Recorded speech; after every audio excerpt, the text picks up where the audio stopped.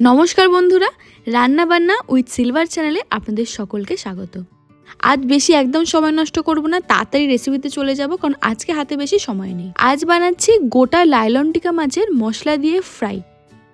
মাছটাকে দেখুন ভালো করে কেটে আঁশফাঁশ ছাড়িয়ে একদম সুন্দর করে ধুয়ে রেখেছি। এবার মাছটার বডিতে একটু কেটে নেব। মাছটা যেহেতু একটু সাইজে বড় আছে, তাই এই মাছটার দু পিঠটাই আমি পাঁচটা করে কেটে নিয়েছি।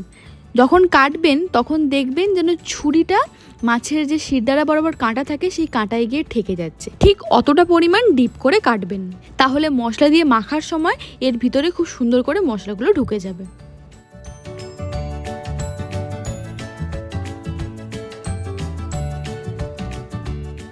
মাছের মশলাটা এবার রেডি করে নিই। প্রথমেই আমি নিয়ে নেব রসুন বাটা। রসুন বাটাটা আমি 1 চামচ দিলাম। 1 চামচ আদা বাটা দিলাম। টক দই খুব ভালো করে ফেটিয়ে রেখেছিলাম, সেটা স্মল টিস্পুনের 3 টিস্পুন টক দই দিয়ে দিলাম। 1/2 চামচ ধনে গুঁড়ো দিলাম। 1 চামচ জিরে গুঁড়ো দিলাম। ঝালের জন্য 1 চামচ লঙ্কার গুঁড়ো দিলাম। গোলমরিচ গুঁড়ো 1 চামচ, আর লেবুর রস হাফেরও হাফ মানে 1/4 লেবুর রস এর মধ্যে চিপে দিয়ে দিলাম। নুন পরিমাণ মতো দিয়ে দেবেন, আর একটুখানি হলুদ গুঁড়ো দিয়ে দিলাম। গোলমরিচ দিলাম 1 চামচ। আর এটা না সিজওয়ান চাটনি দিয়েছি, এই যে দেখুন এই সিজওয়ান চাটনিটা, এটা দিলে কিন্তু যে কোনো মশলা ফ্রাই মাছ বা যে কোনো পকোড়াতে এটা দিলে কিন্তু খুব ভালো লাগে। আর পনিরেও এটা দিলে কিন্তু পনিরের টেস্টটা খুব ভালো হয়ে যায়। এবার মশলাটাকে খুব ভালো করে মেখে নিচ্ছি। মশলা মাখা রেডি। এবার গোটা মাছটাকে খুব ভালোভাবে মশলার সাথে মাখিয়ে নেব। মাছের যেখানগুলো আমি কেটে নিয়েছি সেই কাটা অংশগুলোতেও মশলাগুলো ভালো করে ঢুকিয়ে নেব। এবার মাছটাকে 1 ঘন্টার জন্য আমি রেস্টে রেখে দেবো। চাইলে আধ ঘন্টা পরেও এটা আপনারা রান্না করে নিতে পারেন, কিন্তু 1 থেকে 2 ঘন্টা এটা যদি ম্যারিনেট করে রাখা হয় তাহলে মাছের টেস্টটা কিন্তু খুব ভালো আসে, আর মশলাটাও মাছের মধ্যে খুব ভালোভাবে মিশে যায়। তাহলে চলুন 1 ঘন্টা পর আমি এবার এটাকে নিয়ে রান্না করব।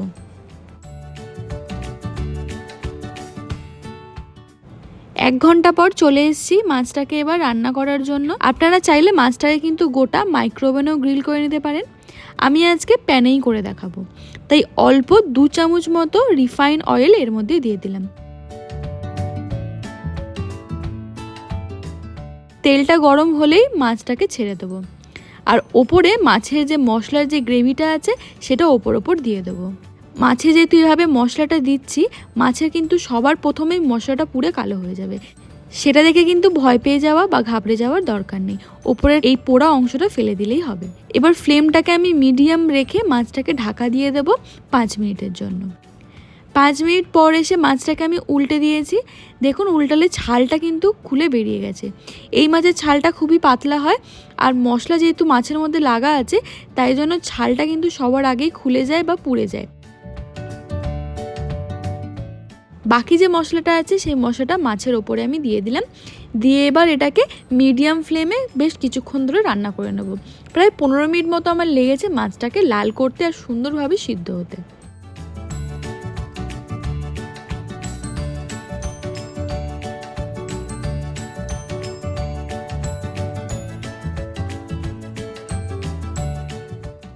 দেখুন মাছটা আমার খুব সুন্দরভাবে রান্না হয়ে গেছে, 2 পিঠটাই একদম লালচে হয়ে গেছে। এর থেকে বেশি রান্না করব না, তাহলে কিন্তু এবার কালো হয়ে যাবে।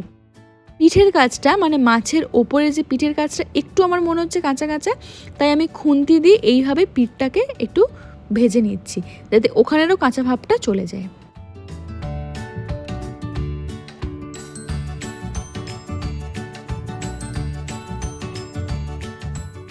রেডি হয়ে গেছে লাইলন টিকার তন্দুরি বা লাইলন টিকার মশলা ফ্রাই। আজকে আমার ভিডিওটা কেমন লাগলো? ভালো লাগলে লাইক কমেন্টস অ্যান্ড শেয়ার করে দেবেন। আজ তাহলে আমি এখানেই বিদায় নিচ্ছি। পরে দেখা হবে নতুন কোনো এক ভিডিও নিয়ে।